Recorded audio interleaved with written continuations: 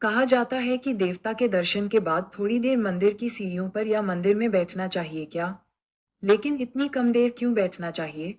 ये परंपरा है कि मंदिर में दर्शन करने के बाद हम बाहर आकर मंदिर की सीढ़ियों के पास कुछ क्षण आराम करते हैं। लेकिन क्या आप इसके पीछे का कारण जानते हैं?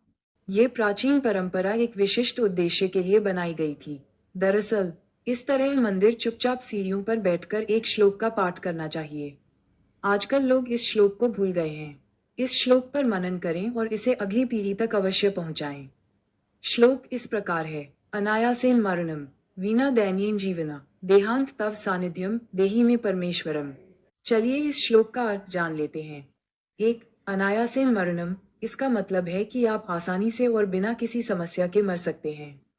हमें बीमार नहीं पड़ना चाहिए, बिस्तर पर नहीं पड़े रहना चाहिए, पीड़ा में नहीं मरना चाहिए, बल्कि मृत्यु के दिन का सामना वैसे ही करना चाहिए जैसे हम अपने दैनिक जीवन में सामान्य दिनों में करते हैं।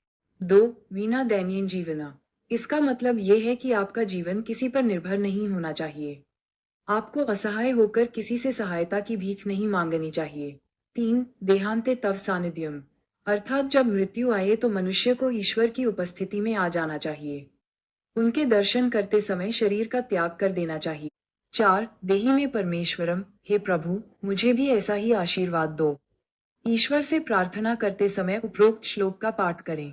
नौकरी, गाड़ी, बंगला, बेटी, बेटा, पति पत्नी, घर वाले, धन आदि सांसारिक चीजें मत मांगो। ईश्वर आपको आपकी योग्यता के अनुसार देता है। इसलिए हमें भगवान के दर्शन करने के बाद बैठकर स्वस्थ मन से यह प्रार्थना करनी चाहिए। यह एक प्रार्थना है, कोई अनुरोध या याचना नहीं। प्रार्थनाएं घर, नौकरी, बेटे, बेटी या सांसारिक सुख या धन के लिए नहीं होती। ऐसी सांसारिक चीजें मांगना भीख मांगना है। प्रार्थना शब्द का अर्थ इस प्रकार है। प्र का अर्थ है विशेष, श्रेष्ठ, उच्चतम और अर्थना का अर्थ है अनुरोध। इस प्रकार प्रार्थना एक विशेष एवं सर्वोच्च अनुरोध है। हमें सदैव अपनी आंखें खुली रखनी चाहिए और मंदिर में भगवान के दर्शन करने चाहिए।